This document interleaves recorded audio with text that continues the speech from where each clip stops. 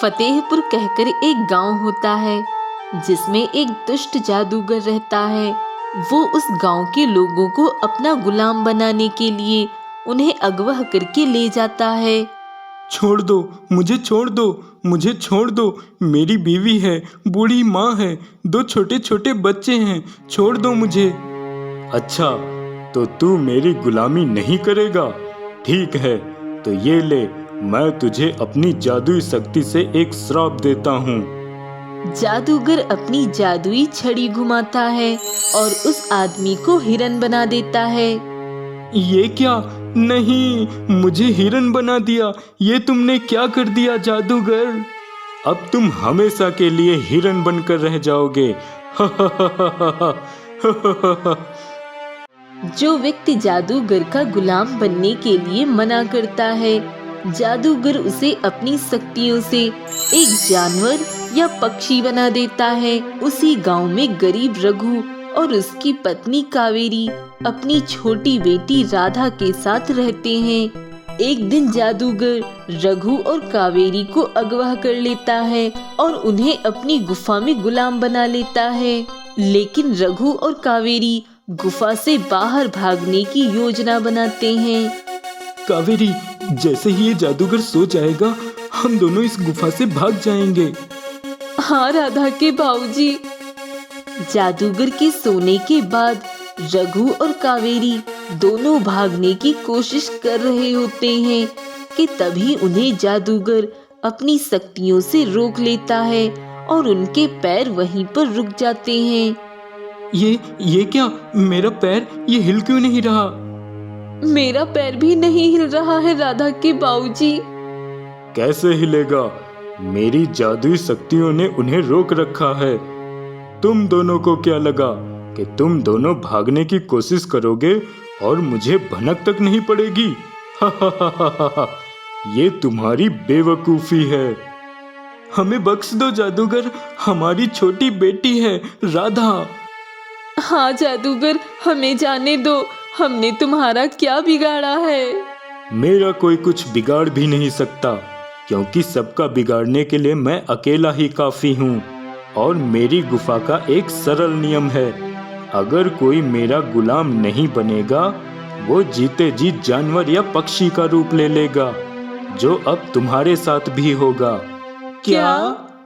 जादूगर अपनी छड़ी घुमाता है और वो रघु को कौवा और कावेरी को चिड़िया बना देता है। ये सब गुफा के बाहर खड़ी रघु और कावेरी की बेटी राधा देख रही होती है। अपने माता पिता को चिड़िया और कौवा बनते देख राधा के होश ही उड़ जाते हैं। ये क्या? ये इस दुष्ट जादूगर ने मेरे माँ बाबूजी को क्या बना दिया? अब मैं अपने माँ बाबूजी को कहाँ से लाऊंगी वापस?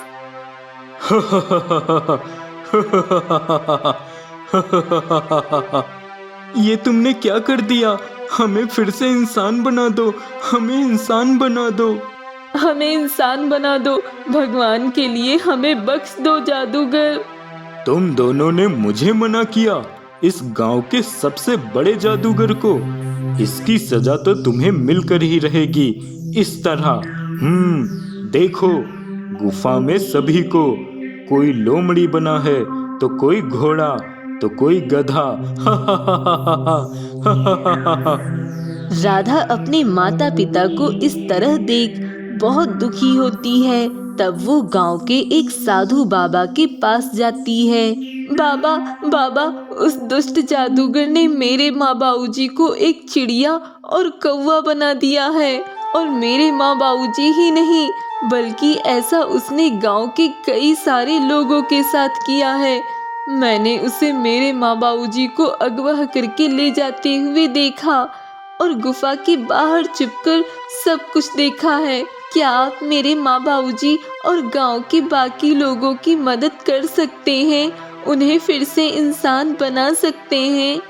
काश मैं ऐसा कर पाता पुत्री, लेकिन ये असंभव है, क्योंकि उस जादूगर की शक्तियाँ बहुत ताकतवर हैं और जो व्यक्ति उसका गुलाम नहीं बनता, वो उसे जानवर या पक्षी में परिवर्तित कर देता है।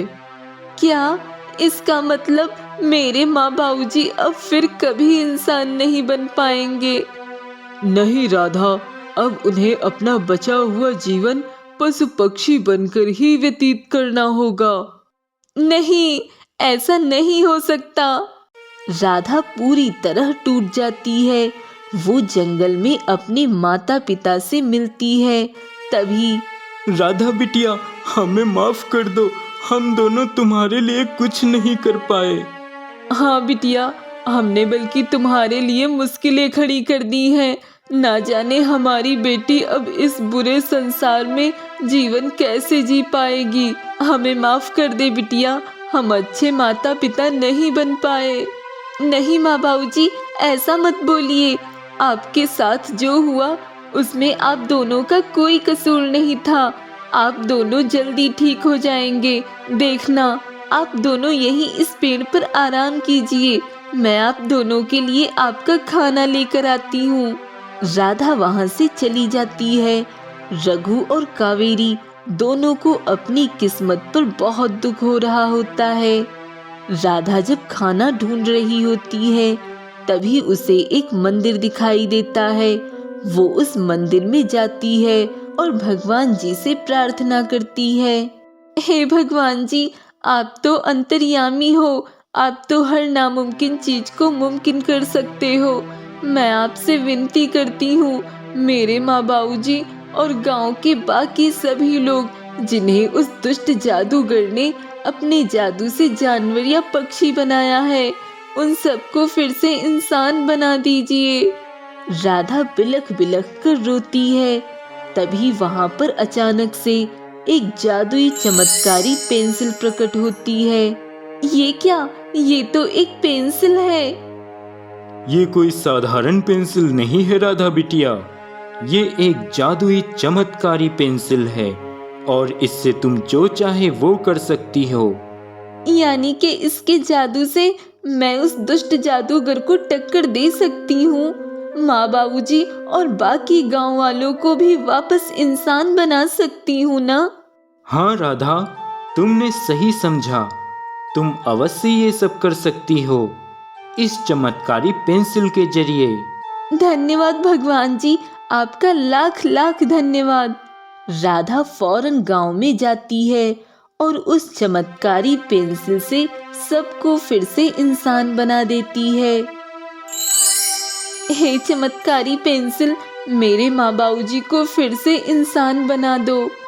राधा के इतना कहते ही रघु और कावेरी फिर से इंसान बन जाते हैं और तभी जादूगर वहां आता है और गुस्से से कहता है, तू चाहे कुछ भी कर ले छोटी राधा, मेरी जादुई शक्तियों के सामने तेरी ये चमत्कारी पेंसिल कुछ भी नहीं है।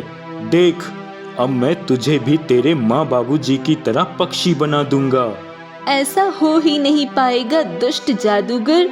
हे चमत्कारी पेंसिल, अपने जादू से इस मूर्ख और दुष्ट जादूगर को पिंजरे में कैद कर दो, जिसमें ये हमेशा हमेशा के लिए कैद हो जाए। राधा के इतना कहते ही वहाँ एक जादुई पिंजरा प्रकट होता है और जादूगर अपनी शक्तियों पर काबू खोने लगता है और हमेशा हमेशा के लिए उस पिंजरे में कैद हो जाता है। नहीं।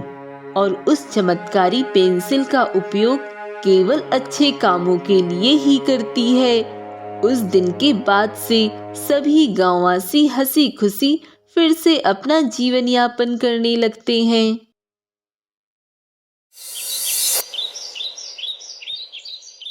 एक समय की बात है, रामपुर गांव में हरीश नाम का एक दुधिया रहता था। गांव के सभी व्यक्तियों को वही दूध देता था।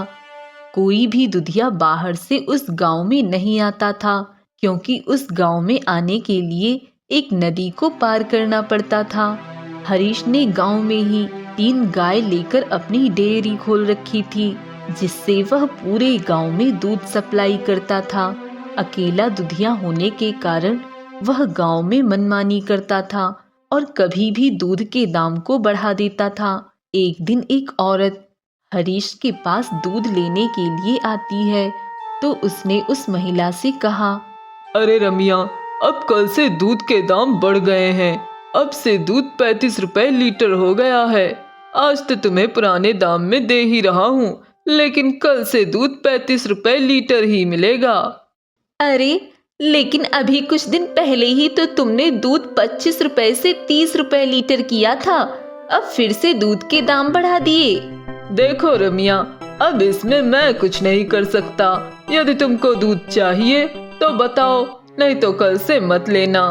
रमिया दूध लेकर वहां से चली जाती है। उधर गांव वाले हरीश के दूध के बढ़े हुए दाम से परेशान हो जाते हैं। अरे ये हरीश दिन पर दिन दूध के दाम बढ़ाता ही जा रहा है। ऐसे ही रहा तो हम सभी को दूध खरीदना तो बहुत मुश्किल हो जाएगा। हाँ हाँ, हमें कुछ करना चाहिए। इस हरीश दुधिया की मनमानी नहीं चलेगी। अब कुछ लोग मिलकर गांव के मुखिया के पास जाते हैं। सेठ जी, हरीश दुधिया अपनी मर्जी से बार बार दूध के दाम बढ़ा रहा है और इसके अलावा उसका दूध भी दिन पर दिन पानी की तरह पतला होता जा रहा है। हाँ, मुझे यह बात कल रमिया ने भी बताई थी कि हरीश ने दूध के दाम बढ़ा दिए हैं, पर ये हरीश बार बार दूध के दाम क्यों बढ़ा देता है। ठीक है, तुम सब जाओ, मैं जल्दी ही इसका उपाय सोचता हूँ। सभी गांव वाले वहां से चले जाते हैं। तभी मुखिया अपने मुनीम को बुलाता है। मुनीम जी, देखो गांव के जमा कोष में कितने रुपए हैं। मुनीम जल्दी से जाकर पैसे चेक करता है। मुखिया जी, गांव के जमा कोष में 10,000 रुपए हैं। ठीक है, कल हम गौशाला जाएंगे और कुछ गाय खरीद कर लाएंगे। अगले दिन मुखिया अपने मुनीम के साथ गौशाला जाता है कुछ गाय देखने के लिए। भाई, इस गाय का क्या मूल्य है? साहब, यह गाय 1,000 रुपए की है और यह एक दिन में 30 लीटर दूध देती है। मुनीम जी, हरीश के पास कितनी गाय हैं? मुखिया जी, हरीश के पास 3 गाय हैं। देखो भाई, मैं 5 गाय ले जाऊंगा अगर तुम उनके सही दाम लगाओगे तो। साहब, मैं आपको 5 गाय 4,000 में दे दूंगा। फिर ठीक है, मैं कल आऊंगा और 5 गाय ले जाऊंगा। अगले दिन मुखिया अपने गांव के कुछ लोगों के साथ जाकर वह 5 गाय ले आता है और उन गायों के लिए एक नौकर रखा और एक बढ़िया सी गौशाला बनाई। मुनीम जी, कल गांव में ऐलान करवा दो कि सभी गांव वाले गांव के पेड़ के नीचे एकत्रित हों। अगले दिन सभी लोग जमा हो गए। हरीश, तुम्हारे पास कितनी गाय हैं? मुखिया जी, मेरे पास 3 गाय हैं। और एक गाय कितना दूध देती है? मुखिया जी, मेरी एक गाय 30 लीटर दूध देती है। अच्छा, तुम दुकानों में कितना दूध देते हो? दुकानों पर 40 लीटर दूध देता हूँ। यदि तुम्हारी तीनों गाय कुल 90 लीटर दूध देती हैं, तो उसमें से तुम 40 लीटर दूध दुकानों में बेच देते हो। उसके बाद तुम्हारे पास 50 लीटर दूध बच जाता है। लेकिन हमारे गांव में लगभग 100 लीटर दूध की खपत को तुम कैसे पूरा करते हो? यह सुनते ही हरीश के होश उड़ जाते हैं और वह भागने की कोशिश करता है कि तुरंत 2 पहलवान उसे रोक लेते हैं। हरीश, तुमने हम सबके साथ धोखा किया है। तुमने हम सभी से ज्यादा पैसे लेकर दूध में आधा पानी मिला के बेचा है, इसलिए तुम्हें अब इसकी सजा भुगतनी होगी।